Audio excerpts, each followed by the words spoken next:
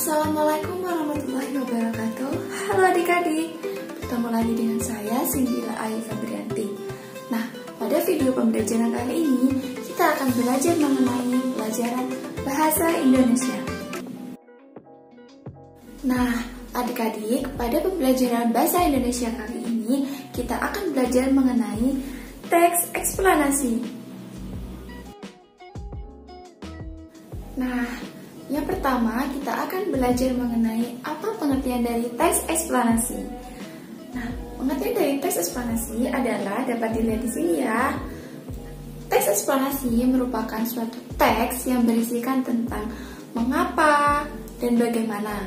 Jadi, dalam suatu proses kejadian fenomena di dalam kehidupan itu yang berisikan dengan kejadian mengapa dan bagaimana itu merupakan dalam teks eksplanasi. Selain itu juga, teks eksplanasi merupakan suatu teks yang berisikan tentang fenomena alam, sosial budaya, maupun kearifan lokal. Misalnya saja seperti gempa bumi, banjir, tanah longsor. Misalnya saja tentang sosial budaya seperti kemiskinan, kelaparan, dan lain-lain. Nah, di situ dalam teks eksplanasi memiliki hubungan sebab akibat di dalam fenomena tersebut. Nah, perlu diketahui juga ya adik-adik, di dalam teks eksplanasi biasanya penulis seringkali menggunakan fakta. Fakta tersebut berfungsi untuk mengetahui sebab atau akibat di dalam fenomena tersebut. Nah, selain itu juga dalam teks eksplanasi terdapat gambaran umum, topik, atau ide yang mana merupakan suatu ide dari si penulis untuk disampaikan kepada pembaca. Nah, adik-adik, setelah kita memahami tentang pengertian dari teks eksplanasi, selanjutnya kita akan mempelajari tentang ciri-ciri dari teks eksplanasi. Nah, ciri-ciri dari teks eksplanasi yang pertama yaitu menjelaskan informasi-informasi tentang pengetahuan, bencana alam, globalisasi, dan lain-lain. Jadi, ciri-ciri yang pertama, teks eksplanasi itu biasanya berupa penjelasan atau menjelaskan tentang informasi-informasi mengenai pengetahuan, globalisasi, sosial budaya, kearifan lokal, dan lain sebagainya. Kemudian, ciri-ciri yang kedua. Nah, ciri-ciri dari teks eksplanasi yang kedua yaitu biasanya teks eksplanasi ini menjelaskan sesuatu menggunakan mengapa, di mana, kapan, dan bagaimana. Misalnya saja, mengapa fenomena tersebut terjadi, kapan fenomena tersebut terjadi. Nah, jadi di dalam teks eksplanasi ciri-cirinya yaitu menggunakan kalimat tanya tentang mengapa, kapan, di mana, dan bagaimana. Kemudian ciri-ciri yang ketiga, biasanya di dalam teks eksplanasi itu seringkali menggunakan gaya bahasa yang bersifat informatif. Karena kembali lagi kepada pengertian dari teks eksplanasi yaitu menjelaskan atau memberitahukan tentang suatu fenomena. Jadi, ciri-ciri dari teks eksplanasi yang kali ini yaitu menggunakan gaya bahasa yang bersifat informatif. Karena memang teks eksplanasi ini bersifat untuk menginformasikan atau menjelaskan suatu fenomena kehidupan kepada pembaca atau pendengar. Nah, untuk selanjutnya kita akan membahas mengenai struktur dari teks eksplanasi ya. Sekarang kita akan memasuki tentang struktur teks eksplanasi. Mungkin ada beberapa dari adik-adik yang masih mengingat ada berapa saja tentang struktur teks eksplanasi itu? Ya, betul sekali ya. Struktur dari teks eksplanasi ada 3. Yang pertama yaitu pernyataan umum, urutan penjelas, dan yang terakhir ada interpretasi. Nah, kita akan bahas satu persatu mengenai struktur dari teks eksplanasi. Nah, penjelasan yang pertama yaitu tentang struktur teks eksplanasi yang berupa pernyataan umum. Ya, pernyataan umum menjelaskan mengenai gambaran umum atau pernyataan umum dari sebuah peristiwa atau fenomena yang akan dibahas. Misalnya saja, ada contoh teks eksplanasi tentang gempa bumi. Nah, di awal struktur dari teks eksplanasi yaitu merupakan pernyataan umum. Jadi, gambaran awal, gambaran umum dari gempa bumi tersebut seperti apa itu dijelaskan di bagian struktur teks eksplanasi yang termasuk dalam pernyataan umum. Kemudian struktur yang kedua yaitu urutan penjelas atau urutan sebab akibat. Nah, di dalam struktur yang kali ini biasanya di dalam teks eksplanasi terdapat urutan atau kronologi dari sebab akibat fenomena yang dibahas tersebut. Misalnya saja gempa bumi, mulai dari gimana terjadinya gempa bumi terjadi karena apa, penyebabnya apa, dan sehingga mengakibatkan apa. Seperti itu. Jadi di dalam urutan penjelas atau urutan sebab akibat ini ada penjelasan secara kronologi yang menceritakan tentang sebab atau akibat dari fenomena yang dibahas tersebut. Nah, struktur teks eksplanasi yang ketiga yaitu interpretasi. Interpretasi biasanya disebut juga dengan penarikan kesimpulan. Nah, di bagian ini biasanya berupa tanggapan dari penulis tentang fenomena yang dibahas tersebut.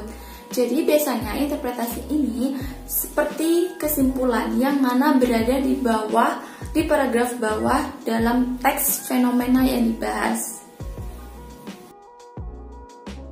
Nah, bagaimana adik-adik setelah mengetahui pengertian dari teks eksplanasi dan juga apa saja struktur dari teks eksplanasi? Apakah adik-adik sudah mengerti?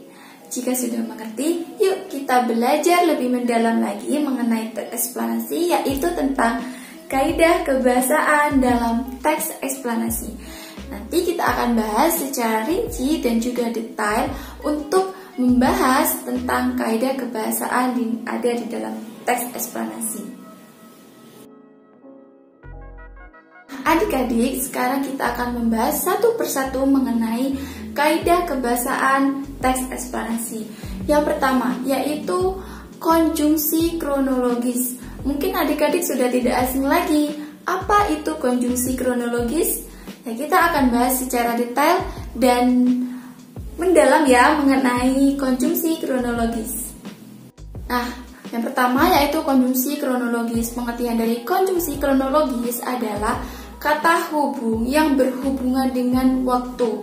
Nah, mengingat pengertian dari konjungsi yaitu kata hubung dan kronologis yaitu kronologi yang mana berhubungan dengan urutan suatu kejadian. Jadi, konjungsi kronologis adalah kata hubung yang berhubungan dengan urutan waktu kejadian.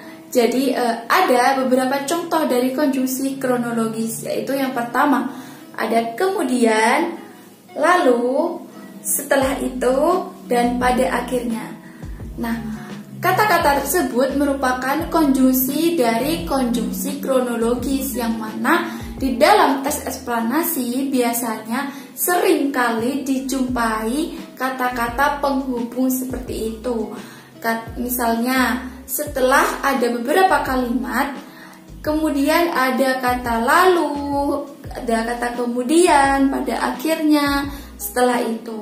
Jadi di dalam teks eksplanasi seringkali dijumpai konjungsi kronologis di dalam penjelasan mengenai fenomena yang dibahas.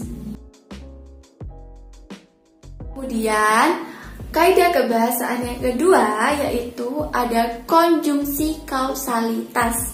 Nah, mari kita membahas mengenai konjungsi kausalitas secara mendalam ya. Konjungsi kausalitas. Mungkin sudah tidak asing lagi ya mendengar apa konjungsi kausalitas. Konjungsi sendiri yaitu kata penghubung dan kausalitas merupakan hukum sebab akibat. Jadi, jika digabungkan, konjungsi kausalitas merupakan kata hubung yang berhubungan dengan sebab akibat. Jadi, ada beberapa contoh dari konjungsi kausalitas. Yang pertama yaitu kata oleh sebab itu, oleh karena itu, karena, sebab itu.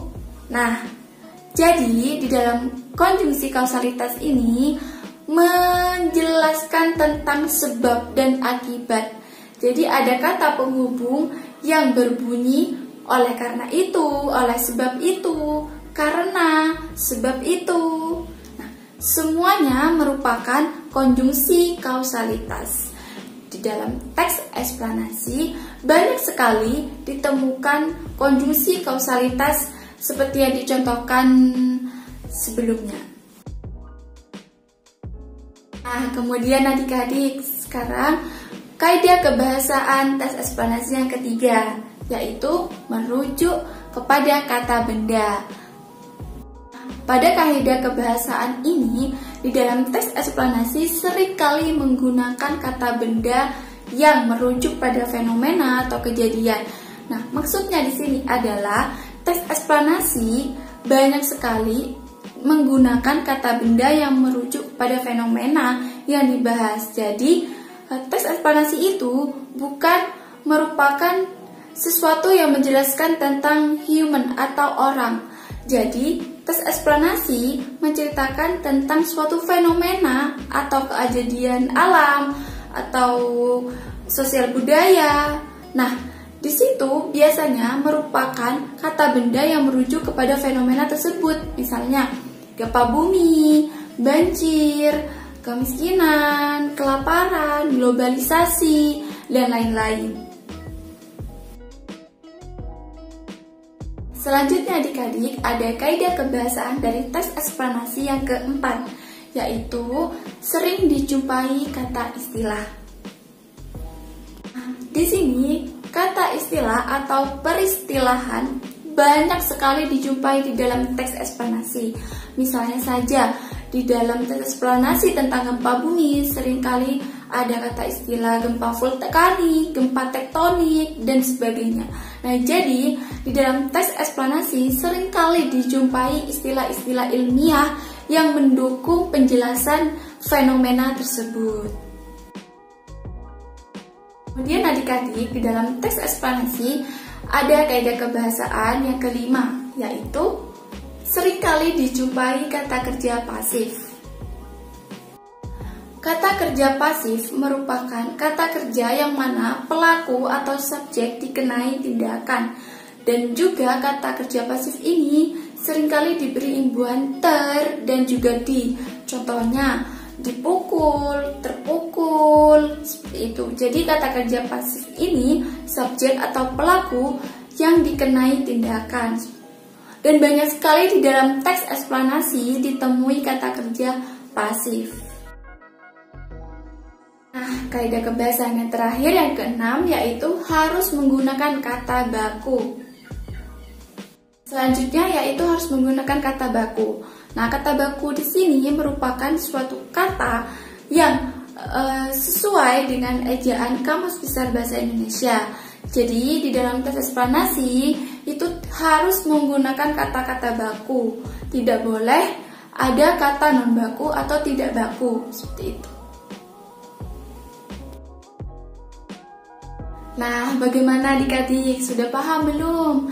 Tadi kita sudah belajar ya mengenai apa pengertian dari teks eksplanasi, ciri-ciri dari teks eksplanasi, struktur dari teks eksplanasi, dan yang terakhir, kaidah kebahasaan dari teks eksplanasi. Nah, semoga video kali ini dapat membantu adik-adik semua dalam memahami teks eksplanasi. Semoga adik-adik semua tetap semangat dalam belajar dan tetap jaga kesehatan ya. Semoga di video selanjutnya kita dapat bertemu kembali. Saya ucapkan terima kasih dan assalamualaikum warahmatullahi wabarakatuh. Sampai jumpa.